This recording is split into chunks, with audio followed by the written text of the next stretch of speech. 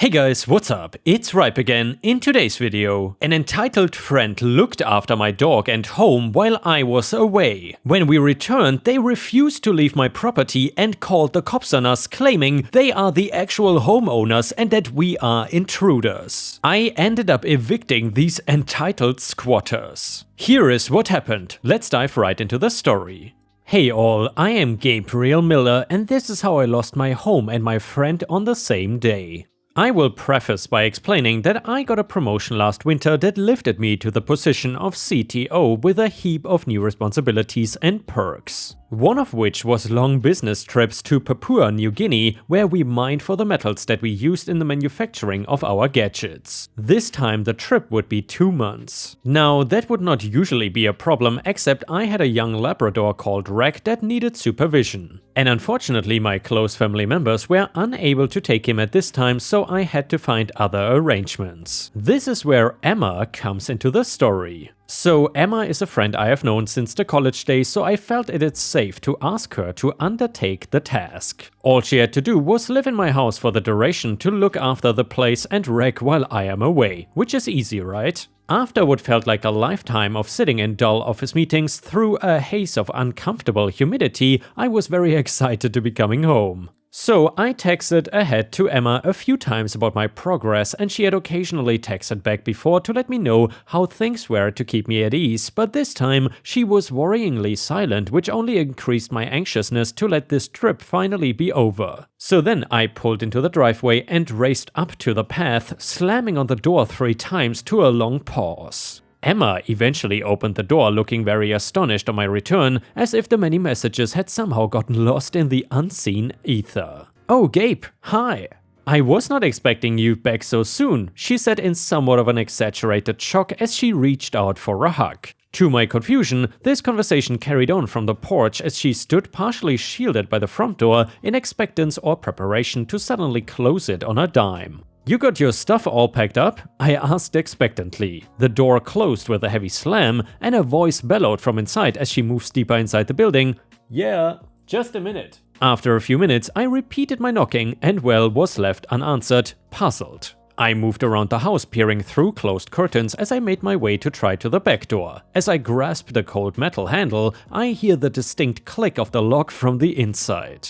I start to bang on the glass in annoyance, nearly cracking it. "This is not funny now, open the door." Muffled voices carry inside, but it sounded like a telephone call. I circled the house quietly, considering my options, as suddenly 2 cop cars swerved around the street corner and came to an abrupt stop at the end of my street. The squad of officers stepped out and approached the house, eyeing me with their hands lowered to their holster. The front door swung open on their arrival, and Emma pointed out to me accusingly, "That's him, officers! That is the intruder." I did my best to stay cool despite a boiling temper and immense confusion as I explained the situation to them. One officer stayed to talk while the others approached Emma to get her side of the story through dramatics and waterworks galore.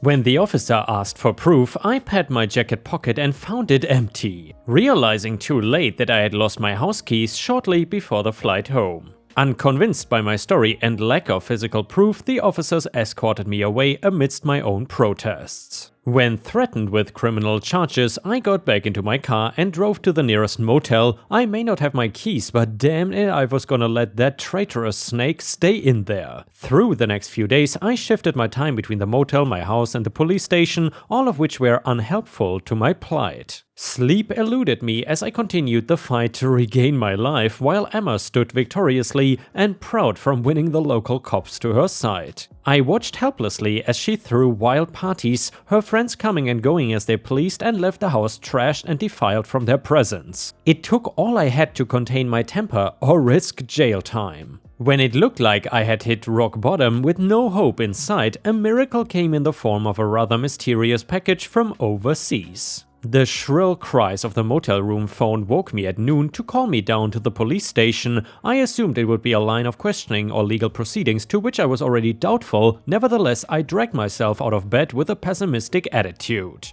During my regular visits, the officers got quite familiar with my interruptions of their daily processes. What started as warm and caring attitudes degraded into looks of disappointment and frustration. My case had become quite well known around town, though none of my neighbors had ever come forward to help press my claim, seemingly content to let this farce continue, so as to provide those longer periods of gossip and immoral entertainment. This time I was sat by a cluttered desk in the main office and asked to wait as an attendant fetched the box from storage. A few uncomfortable minutes later they returned to explain that the box was sent by a local police force from Papua New Guinea that found my wallet and keys after arresting someone for armed robbery, contacting the station here before forwarding it via airmail. Thrilled at fate's second chance, I eagerly confirmed my identity and took back my belongings, showing the officers there the definite proof that I owned the house. It was on my driver's license and my old knackered set of keys. I was escorted that afternoon back to my house after the receptionist confirmed that Emma was still there. She probably thought it was a small update in her favor, but I waited eagerly to clean that smug smirk right off her face. Her facade dropped as soon as she saw me exit the cop car and walk with them up to the porch. I stood in silent satisfaction as the lead officer issued the intruder with an order to vacate the property after they saw my proof.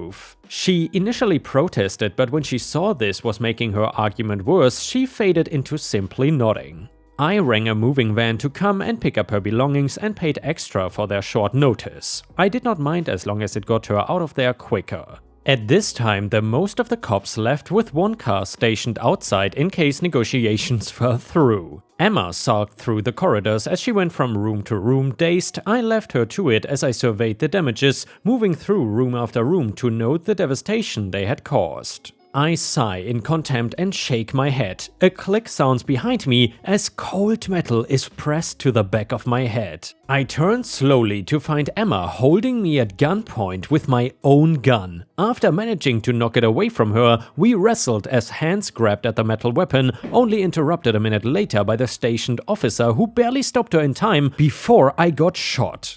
Emma was driven down to the station and jail time was added to her list of charges. We don't stay in contact. And wow, ripe stars, I gotta say, this was an absolute roller coaster of a story, and I don't know what it is with these entitled squatters who just think that they can stay in your property and then claim it belongs to them. Did you ever have to deal with any squatters in your own life? What did you do with them? Let us know in the comments. Either way, let's continue with the next story. This one is titled The Car on Holiday. So I broke my car on holiday and insurance arranged for a rental to get home. That was the limit of the insurance cover because I'm a cheapskate and I always assumed I could use the wife's car. Unfortunately, that was in for a major service arranged for whilst we were away. A total bummer. So I asked to extend the hire for a week's self-pay. No problems, week went by and the rental car was picked up from home. Then the rental company billed me to fill the tank with 3 liters of fuel plus $50 surcharge. I thankfully lived within 500 meters of a gas station. I phoned the hire car company, but they completely rejected my disputing the charge. Supposedly, their word against mine, full means full. It was a total stonewall, even started to mention that if I wanted to take it any further, that I should get my lawyer to write to their lawyers. I then phoned the insurance company, went over the story and explained that the only way I could have had a fuller tank was if they had picked it up at the gas pump itself. The operative called over a manager and they suddenly got very interested. Further managers were called and a copy of my bill for 3 liters was requested. Insurance company phoned back a week later and said the charge had been dropped.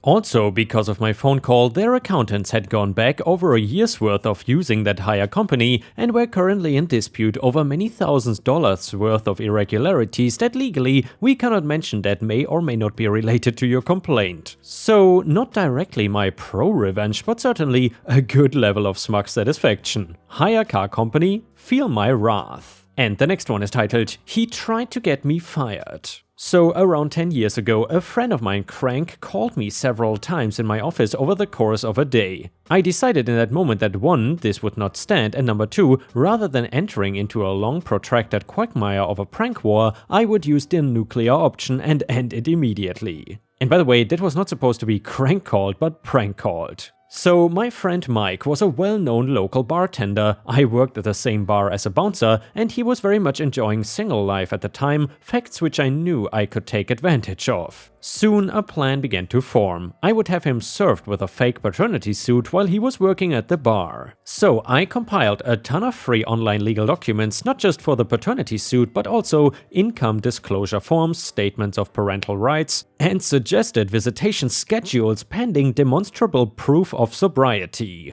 I filled out all the forms and then smeared what looked like date-received stamps as proof they had been filed and ran copies to make those stamps even more illegible. From there, I crafted a backstory to be included in a cover letter from the fictional mother's fake law firm, the nearby city Family Law Center, on letterhead and all. The mother was an Irish exchange student visiting the area the previous summer. She had only been with Mike, so she knew the baby, Eliza, was his. The cover letter encouraged Mike to call during regular office hours to discuss arranging a DNA test to affirm paternity. I set up a generic voicemail for the number listed as the office on the letterhead. By the end, the paperwork was somewhere between 20 to 25 pages, and I enlisted another friend not known by Mike to serve the documents and instructed him to do so around 10 p.m. on a Saturday evening. I told him to keep the interaction very simple. I was not able to be by the back bar because I knew I'd be laughing too hard, but based on eyewitness reports, it played out like this. Friend, are you Mike, last name? Mike, yes. Friend, Michael something something? Mike, yes. Friend drops folder on bar. Mike, what is that? Friend, paternity suit, you've been served. Turns around and immediately walks out of the bar. Mike, yeah, that sounds about right. Mike read through the package, shakily poured himself several drinks, and then ran over to the bar owner who was aware of the prank to ask what to do. He also called the number on the letterhead, but sadly did not leave a voicemail. After a solid 10 minutes of intense psychological revenge, the owner finally told Mike he should closely read the last page of the packet. On it, in size 2 font, it read, "Go F yourself, Mike." At which point Mike ran to the front door and punched me in the chest. Epilogue. Several months later, Mike was on a trip across country. He had left his car at home with his mom, who generously had it washed for him. Mike, for some reason, kept the paternity suit paperwork in his driver's side door. During the course of the car wash, his mother found it and read the entire thing and then called him sobbing in the middle of the night, asking why he had not told her about her bastard Irish granddaughter. Okay guys, I gotta say, that was a brilliant revenge story. The next one is titled, I got scammed and got revenge. So decades ago, I worked the worst crap job of my life as a software engineer writing code for an OBD number 2 car code scanner at a completely dysfunctional business. I'm not gonna name it, but I'll drop a hint and say all their products are all orange. And guys, if you know what kind of company OP is talking about, please let us know in the comments. But either way, it was right after 9/11, I was laid off and jobs were nearly impossible to find. However, I managed to land one there, and out of desperation, I took the job.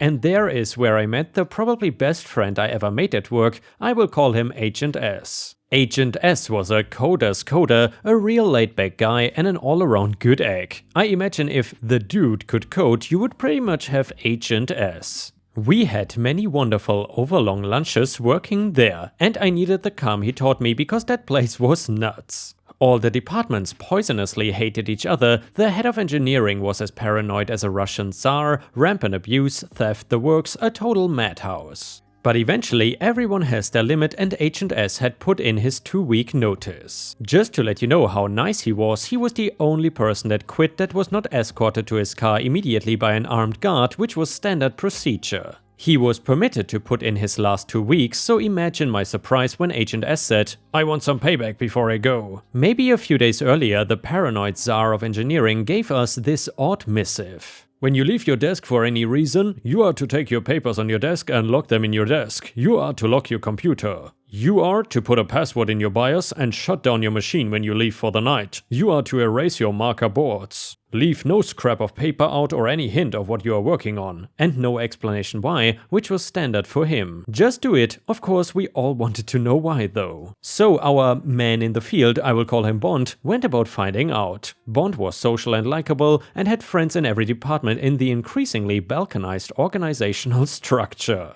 I will ask around and don't tell anybody. He found out. Engineering czar got word somehow that people in the sales department were working late and waiting for engineering to leave. Once we left, they were going through our desks and computers looking for clues as to what we were working on. They would then copy this stuff down, claim it as a project I'm heading up, and present the material to their superiors so they could look valuable and get raises and all that fun sales stuff. Yes, I know, sales is supposed to query their customers for features they would like and then make proposals to engineering. I did say this place is dysfunctional, right? Engineers drove the product design since sales could not be bothered. And why should they when they could just steal it instead, right? So Agent S had had enough. We made Project Skunk. All projects in this place were named after an animal. We decided to leave a hint in the name that was all not as it should be. And then we dreamed up the most amazing OBD2 scanner in the world. Here are some of the specs. Since everyone knows 32-bit processors are more expensive than 8-bit processors,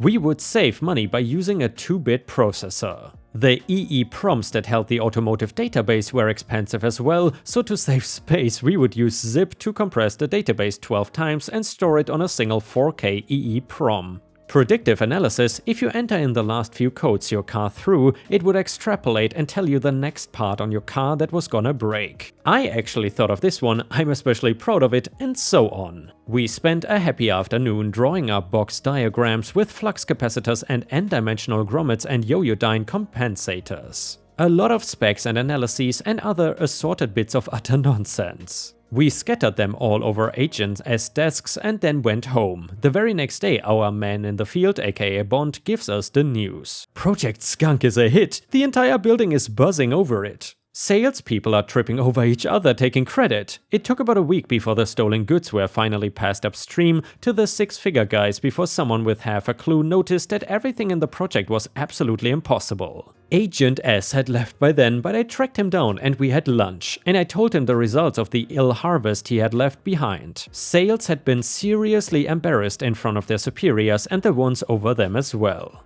I don't know if anything came of it. It was an old boys network there and I'm sure they covered for each other somehow. But they were embarrassed and they were hurt. How do I know?